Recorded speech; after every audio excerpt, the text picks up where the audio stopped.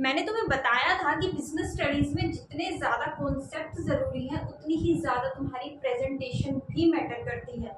तुम्हें आंसर आता है, तुम्हें पता है कि क्या लिखना है, लेकिन अगर तुम्हें ये नहीं पता कि कैसे उसको प्रेजेंट करना है, फिर तुम्हारे फुल मार्क्स नहीं आ सकते।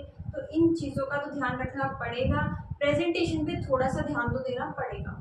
अब ये नहीं है कि तुम सिर्फ सीधा फाइनल बोर्ड के एग्जाम में जाके अच्छे से लिखोगे अच्छी अच्छी हैंडराइटिंग में, उससे पहले प्री बोर्ड से या हाफ ईयरली है या सिंपल टेस्ट है या घर पे सैम्पल पेपर की प्रैक्टिस कर रहे हो, वो ऐसे ही कर रहे हो, गंदी गंदी राइटिंग में ऐसे कुछ भी लिखे जा रहे हो, ये मत करना। तुम्हें अपने हाफ ईयरली में भी, प्री बोर्ड्स में भी, घर पे अगर सैम्पल पेपर सोल्व कर रहे हो तब भी इन टिप्स को फॉलो करना है, ध्यान रखना है और फिर तुम अपने मार्क्स देखना। सबसे पहले हेडिंग्स या पॉइंट्स, देखो ये चीज तो भाई कॉमन है, सबको पता भी होगी, लेकिन पता होते हुए भी बहुत सारे बच्चे इसको नहीं करते। वो क्या करते हैं, पैराग्राफ में आंसर लिखते हैं। ये मत करो। बिजनेस स्टडीज में हेडिंग्स के नंबर तुम्हें मिलते हैं, तुम्हें हेडिंग तो मेंशन करनी पड़ेगी।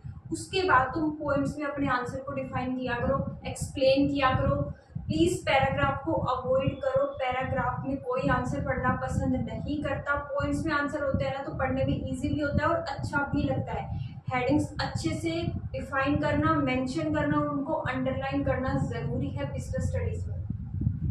दूसरी चीज, डायग्राम बनाओ, फ्लो चार्ट बनाओ या कार्टून्स बनाओ। कार्टून्स या शिनचैन मत बनाया ना।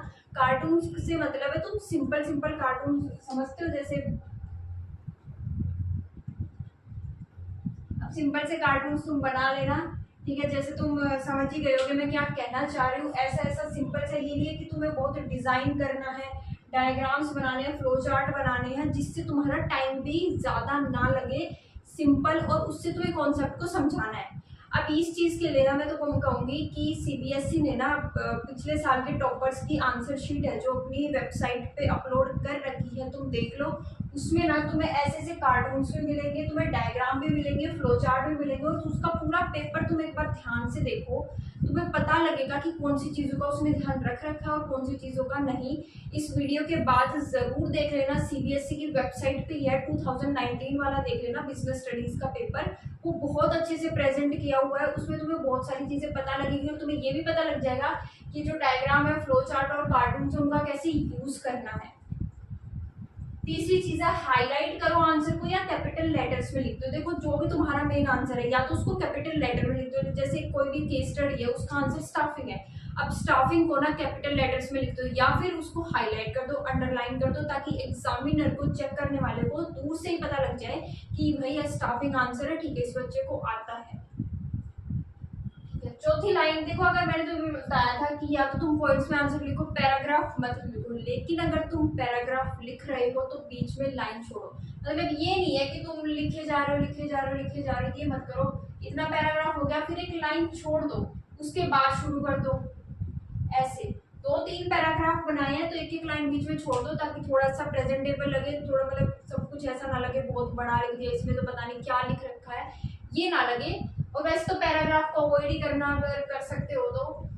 नेक्स्ट, कोई भी आंसर तुम्हारा कंप्लीट हो गया, ठीक है, कोई भी आंसर कंप्लीट हो गया, उसके बाद हम लाइन लगाते हैं। लेकिन एक चीज याद रखना, लाइन ये नहीं है कि तुम्हारा आंसर कंप्लीट हो गया और तुम लाइन लगाने बैठ रहे हो, पेंसिल स्केल ले रहे हो, लाइन लगा रहे हो, फिर ऐसे मत करना, क्योंकि एग्जाम में हमारे पास टाइम की बहुत कमी भी होती है।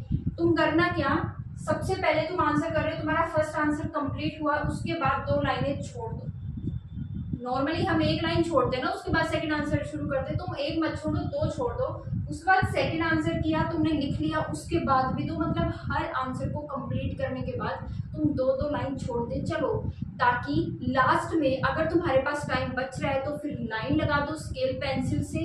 अगर नहीं भी बच रहा ना तो तुम्हारे आंसर्स प्रेजेंटेबल लगेंगे, अच्छे से पता लगेगा कि ठीक है फर्स्ट आंसर यहाँ खत्म हुआ है और सेकंड यहाँ शुरू हुआ है। ये कर दो, बहुत है, इतना बहुत है। लेकिन ये नहीं है कि एग्जाम के बीच में तुम लाइन लगाने बैठ रहे हो, ये मत करना, पेपर छूट जाए। नेक्स्ट है और वाला जो पार्ट है, मतलब तुम्हें बहुत सारी चॉइस मिलेंगी, ऑप्शंस आएंगे तुम्हारे पास। अब तुम्हें एग्जामिनर को अच्छे से क्लियरली मेंशन करना पड़ेगा कि तुमने कौन सा पार्ट है जो अटेम्प्ट किया है, कौन सा सेकंड क्वेश्चन है मान लो, उसमें तुम्हारा चॉइस आ रही है। अब और वाला पार्ट तुम्हें अटेम्प्ट करना है तो और लिख के आना प्लीज, कोई भी क्वेश्चन है और लिख के आना उसके अंदर। ये नहीं है कि सीधा सेकंड क्वेश्चन लिखा और कर दिया अटेम्प्ट, ये मत करना। उसको मेंशन बताना कि भाई मैं और वाला पार्ट में वो है अटेम्प्ट कर रहा हूँ, ताकि उसको पता लगे एग्जामिनर को। देखो बिजनेस स्टडीज या कोई भी सब्जेक्ट है, तुम एग्जाम में एग्जामिनर को ना जितना कंफर्ट दोगे, जितनी उसकी लाइफ को इजी कर दोगे ना तुम्हारा पेपर चेक करने का, वो उतने अच्छे मार्क्स देगा। तुम्हें कोशिश करनी है कि एग्जामिनर तुम्हारे पेपर पे ज़्यादा टाइम ना लगाए, बस ऊपर ऊपर से पढ़े, तुम्हारे आंसर्स को देखे, देख के ही पता लग जाए बच्चे को आता है, अच्छे से प्रेजेंट किया हुआ है, इसको आता है। नेक्स्ट है टेक्निकल वर्ड्स। ये मैं तुम्हें कई बार बता चुकी हूँ कि भाई बिजनेस स्टडीज में कीवर्ड्स बहुत ज़्यादा इंपॉर्टेंट है। तुम्हें वैसे तो कोई नहीं कहता कि भाई तुम एनसीईआरटी के वर्ड्स उठा के लिखो, लेकिन लिखोगे ना तो क्वालिटी आंसर्स ऐसे ही बनते हैं। टेक्निकल वर्ड्स का यूज़ करो अपनी एनसी। ये नहीं है कि तुम्हें बुकिश लैंग्वेज लिखनी, मैं बुकिश लैंग्वेज लिखने की बात नहीं कर रही। तुम अपने नोट्स में क्या करो, कोई भी मान लो प्रोसेस है, तुम कोई भी प्रोसेस कर रहे हो, ठीक है, स्टाफिंग का प्रोसेस कर रहे हो या प्लानिंग का कर रहे हो, कोई भी कर रहे हो, अब तुम्हें हेडिंग तो पता है, उसके अंदर तो तुम खुद एक्सप्लेन करोगे ना। अब नोट्स में तुम क्या करो, कुछ ऐसे कीवर्ड्स, कुछ टेक्निकल वर्ड्स जो तुम्हारी बुक से, कोई भी बुक फॉलो करते हो उसमें होते हैं, उनको क्या लिख लो, अलग से अपने नोट्स में लिख लो कि जब मैं इस पॉइंट को एक्सप्लेन करूंगा ना, मैं इसके अंदर ये वर्ड्स तो डालूंगा ही डालूंगा। इन वर्ड्स डालने से तुम्हारे आंसर में क्वालिटी आ जाएगी। टेक्निकल वर्ड्स का तुम्हें यूज करना पड़ेगा, कीवर्ड्स का तुम्हें यूज करना पड़ेगा। Next intro. देखो मान लेते हैं कि तुम्हारे पास एक क्वेश्चन आता है कि प्लानिंग का प्रोसेस एक्सप्लेन करो अच्छे से। अब तुम सीधा प्लानिंग का प्रोसेस एक्सप्लेन मत करना, तुम सबसे पहले प्लानिंग की डेफिनेशन दे देना। या तुम्हारे पास क्वेश्चन आता है स्टाफिंग का प्रोसेस एक्सप्लेन करो या इसके फीचर्स एक्सप्लेन करो, इंपॉर्टेंस, लिमिटेशंस, कुछ भी, तो सीधा डायरेक्ट वो मत करना, उसकी एक छोटी सी डेफिनेशन दे देना, वही तुम्हारा इंट्रो हो जाता है। तो इससे पता लगेगा एग्जामिनर को कि हाँ बंदे को आता है, समझदार है, पढ़ा हुआ है, ठीक है।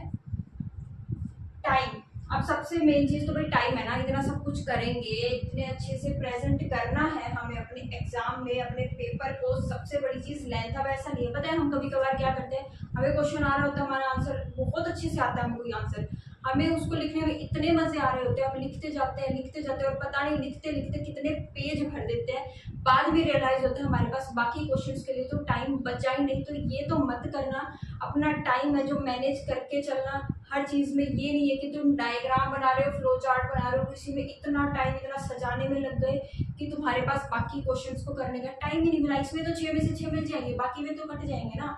तो लेंथ का ध्यान रखना है, टाइम के साथ चलो। देखो लेंथ उतनी रखो जितना तुम टाइम में कर सकते हो, और क्वालिटी आंसर्स की, ठीक है। बेसिक सी चीजें थी जो तुम्हें पता भी होंगी, बहुत सारी चीजें, और ये बहुत सारी, ये सारे पॉइंट्स ना तुम्हें जो मैं बता रही हूँ, आंसर शीट, एक टॉपर की आंसर शीट 2019 वाली तुम देख लेना, वैसे तो 2022 वाली भी मिलेगी, 2020 वाली भी मिल जाएगी। मेरे को 2019 वाली मैंने देखी थी, बहुत अच्छी लगी थी मुझे, तो तुम देख लेना एक बार उस आंसर शीट को जरूर। सीबीएसई की वेबसाइट पे वो मिल जाएगी तुम्हें, उसमें ये सारे पॉइंट्स कवर है, तुम्हें सब कुछ उसमें मिल जाएगा जो जो यहाँ लिखा हुआ है। एक बार उसको देख जरूर लेना, उसके आंसर्स को पढ़ना कि उसने कैसे प्रेजेंट किया हुआ है। आज की वीडियो में इतना ही। कोई भी डाउट हो कमेंट सेक्शन में बता देना, और नेक्स्ट वीडियो किस टॉपिक पे चाहिए ये भी बता